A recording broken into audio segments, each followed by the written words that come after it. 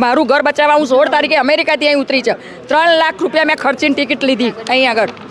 મારું ઘર બચાવવા માટે હું આવી છું. મારા ઘરનું કોઈ નથી. મારા મિસ્ટરે એક્સપાયર થઈ ગયા છે. મારો કોનો સહારો છે અહીંયા આગળ? કોઈનો સહારો મારો નથી ભાઈ. એએમસી કહે છે કે આ સોસાયટી ગેરકાયદેસર છે. સોસાયટી ગેરકાયદેસર નહીં, આમાં બધા મિલીભગત જ છે. ગેરકાયદેસર સોસાયટી બતાવો, કાગળ લાવો ગેરકાયદેસરના. લોન કઈ રીતે પાસ કરી?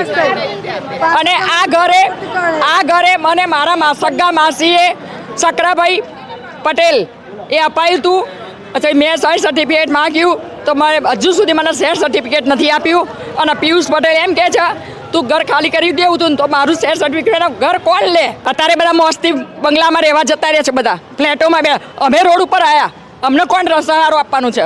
અમને કાલે અમને ફ્લેટ બતાવ્યા, ફ્લેટમાં રહેવા એવું નથી. આમ પાછું ભાડું, હવે ભાડું ભરવાનું જ છે તો હું 2000 વધારે આપીને બીજે કેમ ના ભાડું ભરું? બરાબર છે.